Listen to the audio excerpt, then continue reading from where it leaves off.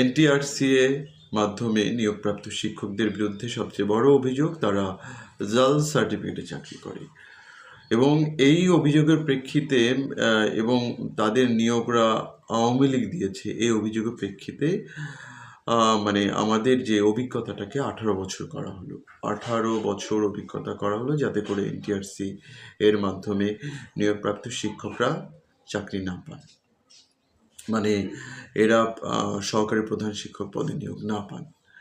এবং আমার কথা হলো যে যারা জাল সার্টিফিকেটে যদি এনটিআরসি এর মাধ্যমে যারা নিয়োগপ্রাপ্ত তারা যদি জাল সার্টিফিকেটের মাধ্যমে তো আপনি প্রমাণ করেন এবং তারা যদি প্রমাণ করেন, তারা যদি চাকরি পায়, চাকরি পাওয়ার পরেও যদি প্রমাণ করে, চাকরি থেকে তাদেরকে বহিষ্কার করা হবে। তো একটা অভিযোগ এনে, একটা মিথ্যা একটা অভিযোগ এনে, রাজনৈতিক একটা ট্যাগ লাগিয়ে মিথ্যা একটা জাল সার্টিফিকেট অভিযোগ এনে আপনি আমার অধিকার হনন করছেন বা আমাদের যারা এনটিআরসি প্রাপ্ত, এনটিআরসি এর মাধ্যমে যারা নিয়োগপ্রাপ্ত তাদের অধিকার হরণ করছেন। এই যে অধিকার হরণের যে বিষয়টা, এটা অন্যায়, অযৌক্তিক এবং আমরা এটার তীব্র নিন্দা করছি। যারা আমরা এনটিআরসি এর মাধ্যমে নিয়োগপ্রাপ্ত আমরা সকলে তীব্র নিন্দা করছি। এই একটা বিষয় গেল। এবং আপনারা চাচ্ছেন যে এনটিআরসি এর মাধ্যমে নিয়োগপ্রাপ্ত শিক্ষকদেরকে বিতর্কিত করে আপনারা এনটিআরসিএকে বিতর্কিত করবেন এবং এই বিতর্কিত করার মাধ্যমে আপনারা কমিটির কাছে এই নিয়োগ প্রক্রিয়াটা নিয়ে যাবেন এবং তখন আবার নিয়োগ বাণিজ্য শুরু করবেন। এইটা হলো আপনাদের অভিমত।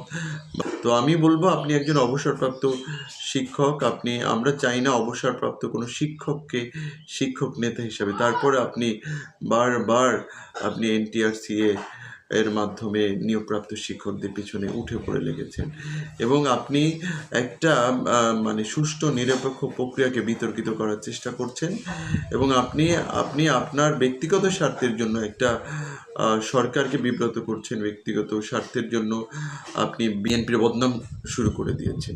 এটা আপনার মতো একজন নেতার কাছ থেকে এটা আমরা আশা করি না। এবং আপনি দ্বিতীয় বিষয়টা বলেছেন যে সহকারী প্রধান শিক্ষক যারা আছেন তারা বেশিরভাগই আওয়ামী লীগ কর্তৃক নিয়োগপ্রাপ্ত হয়েছে, তারা আওয়ামী লীগ। এবং আপনি আরও বলছেন যে এই সমস্ত শিক্ষকরা অর্থের বিনিময়ে নিয়োগপ্রাপ্ত হয়েছে। তো আপনি এই একটা এক্সকিউজ দিয়ে আপনি বলছেন যে 18 বছর একটা অভিজ্ঞতা হতে হবে। তো আমার কথা হলো যে একজন শিক্ষক 18 বছর চাকরি করলো, তার কোনো অভিজ্ঞতা নেই, সে সরাসরি কিভাবে প্রধান শিক্ষক হবে? যারা 18 বছর চাকরি করেছেন কিন্তু সহকারী প্রধান শিক্ষকের কোনো অভিজ্ঞতা নেই, তাকে কিভাবে আপনি প্রধান শিক্ষক হিসাবে নিয়োগ দিবেন? এই একটা আমার প্রশ্ন। তো আমরা আশা করব আমরা যে সুষ্ঠু এবং নিরপেক্ষ পরীক্ষার মাধ্যমে এই যে যারা মাধ্যমটাকে যারা বিতর্কিত করার চেষ্টা করছে এবং যারা সহকারী প্রধান শিক্ষকদের যারা বিভিন্ন রাজনৈতিক ট্যাগ লাগাচ্ছে, আমরা এটা নিন্দা জ্ঞাপন করছি। এবং সহকারী আর্থিক যে বিষয়টার কথা বলছেন, সহকারী প্রধান শিক্ষকরা অর্থের মাধ্যমে প্রবেশ করেছে, এটা আপনারা প্রমাণ করেন যে কিভাবে তারা অর্থের, এটা একটা মিথ্যা ব্লেম দিয়ে একজনের অভিজ্ঞতাকে খাটো করা, ছোট করা আমি বুঝলাম না, আমার কাছে বোধগম্য হচ্ছে না।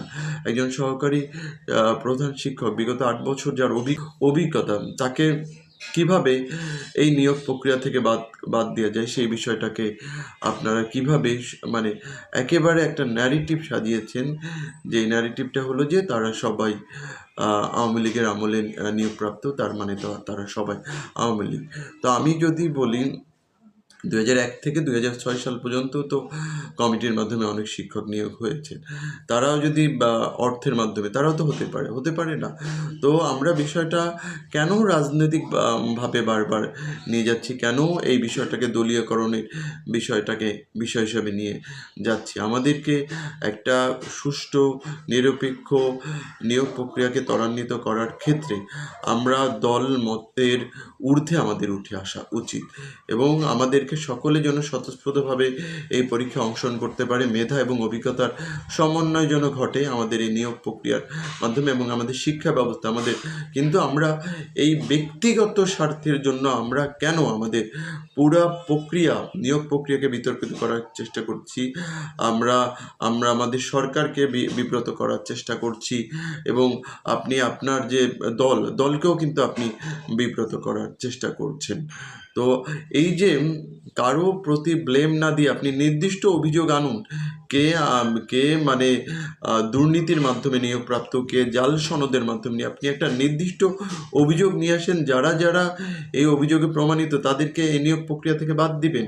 কিন্তু আপনি একতরফাভাবে ঢালাওভাবে সবাইকে আপনি এই মানে একটা সময় থেকে 2006-এর পরে যারা নিয়োগপ্রাপ্ত সবাই আওয়ামী লীগ ফ্যাসিস্ট, এটা ঢালাওভাবে বলতে পারেন না। কারণ আওয়ামী লীগের আমলে এই যে এনটিআরসির মাধ্যমে যে এটা সবচেয়ে নিরপেক্ষ একটা সিস্টেম ছিল। এখানে যারা অনেক মেধাবী এবং যারা দরিদ্র পরিবারের তারাও এখান থেকে এরা সবচেয়ে বেনিফিটেড হয়েছে। কিন্তু আমরা এর বিগত দিনেও দেখেছি যে কমিটির মাধ্যমে যখন নিয়োগপ্রাপ্ত হয়েছে অনেক এখানে অর্থের একটা ছড়াছড়ি ছিল। কিন্তু যখন এনটিআরসির মাধ্যমে